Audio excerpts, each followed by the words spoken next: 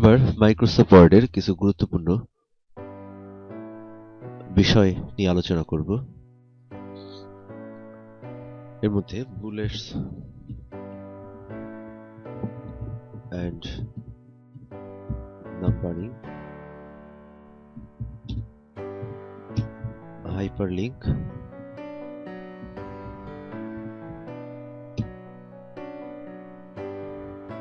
Bookmark,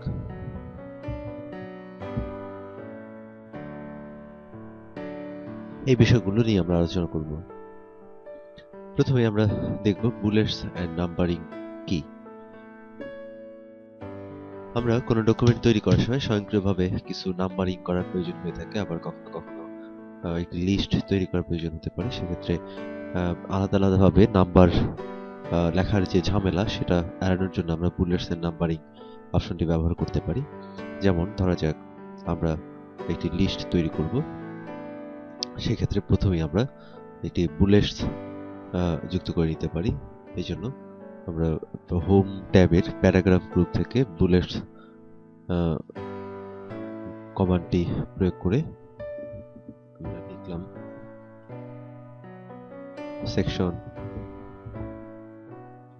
1, section 2, section 3, section 4। এভাবে enter press করার সাথে সাথেই প্রত্যেকটি পেজের সামনে একটি করে বুলেটস যুক্ত হবে। আমরা চাইলে এই বুলেটসকে আবার পরিবর্তন করতে পারি আমাদের প্রয়োজন অনুযায়ী। এই জন্য কমান্ড বুলেটস কমান্ডের ডান পাশে যে অ্যারো বাটনটি রয়েছে এখানে ক্লিক করে আমরা এখান থেকে বুলেটস পরিবর্তন করে দিতে পারি। আমরা যে বুলেটসটি দরকার সেটির উপরে মাউস পয়েন্টার ড্র্যাগ করলেই লাইভ প্রিভিউ হতে থাকবে। এবার যে বুলেটসটি প্রয়োজন সেটার উপরে ক্লিক করলেই স্থায়ীভাবে সেই বুলেটসটি নির্বাচিত হবে। এবার সেকশন 5, এভাবে আমরা বুলেটস যুক্ত করতে পারি। এছাড়া আমরা কোনো লিস্ট তৈরি করার ক্ষেত্রে নাম্বারিং করার প্রয়োজন হতে পারে। এই জন্য আমরা নাম্বারিং অপশনটি ব্যবহার করতে পারি। নাম্বারিং এ ক্লিক করার সাথে সাথে একটি নাম্বার চলে আসবে। এবার আমরা Microsoft Word, Microsoft Excel, Microsoft Office, Access, Microsoft PowerPoint. এভাবে আমরা যতবার এন্টার প্রেস করব ততবার নতুন করে নাম্বারিং তৈরি হতে থাকবে। আমরা চাইলে নাম্বারিং এর এই ফরম্যাটটি পরিবর্তন করতে পারি।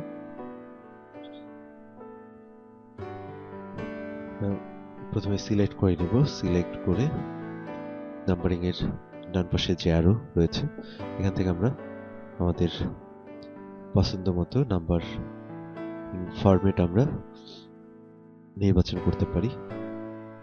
এছাড়া ডিফাইন নিউ নাম্বার ফরম্যাটে ক্লিক করে আমরা এখান থেকে নাম্বারের 1, 2, 3 এভাবেও আমরা নাম্বারিং করতে পারি। ডিফাইন আবার নন করে দিতে পারি।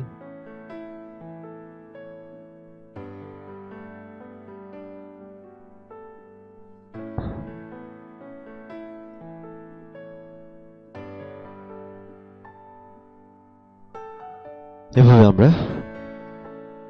একটি নাম্বারের লিস্ট তৈরি করতে পারি। এবার আমরা দেখব হাইপারলিংক কি। হাইপারলিংক যারা ইন্টারনেট ব্যবহারে অভ্যস্ত তাদের কাছে হাইপারলিংক শব্দটি অপরিচিত নয়। হাইপারলিংক বলতে আমরা একটি ডকুমেন্টে অন্য একটি ডকুমেন্টের সঙ্গে অন্য একটি ডকুমেন্টের সংযোগ তৈরি করার জন্যই যে কমান্ড ব্যবহার করা হয় সেটিকে হাইপারলিংক বলা হয়। ধরা যাক আমরা এখানে সেই সেকশনে একটি হাইপারলিংক যুক্ত করব এবং পরবর্তীতে এই সেকশনে ক্লিক করার সঙ্গে সঙ্গে আমরা যেই ফাইলটির সাথে লিংক করব সেই ফাইলটি ওপেন হবে। এই জন্য আমরা প্রথমে সেকশন লেখাটিকে সিলেক্ট করে নিব। এবার হাইপারলিংক ইনসার্ট ট্যাব থেকে লিংকস গ্রুপের হাইপারলিংক বাটনে ক্লিক করব। আমরা টেক্সট ডিসপ্লে হচ্ছে যে হাইপারলিংকটা যে লেখাটুকু সিলেক্ট করেছি সেই লেখাটুকু প্রদর্শিত হচ্ছে টেক্সট ডিসপ্লেতে। এবার অ্যাড্রেসে গিয়ে আমরা হাইপারলিংক যে ফাইলটি করতে চাই সেই ফাইলটির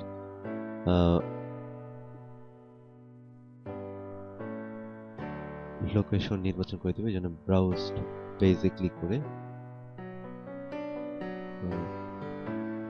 দুঃখিত, আমরা এখান থেকে কারেন্ট ফোল্ডার গিয়ে আমরা এখান থেকে ফাইলের লোকেশনটি নির্বাচন করে দেব।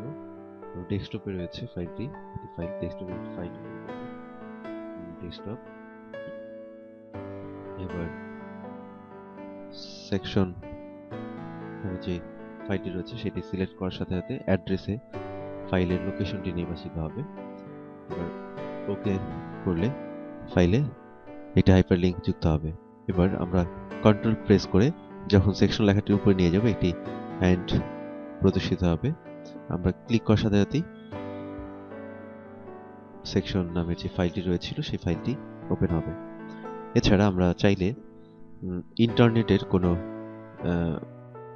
অ্যাড্রেস আমরা যুক্ত করে দিতে পারি। এই জন্য সিলেক্ট করে হাইপারলিংক আমরা এখানে লিখে দিতে পারি www.google.com।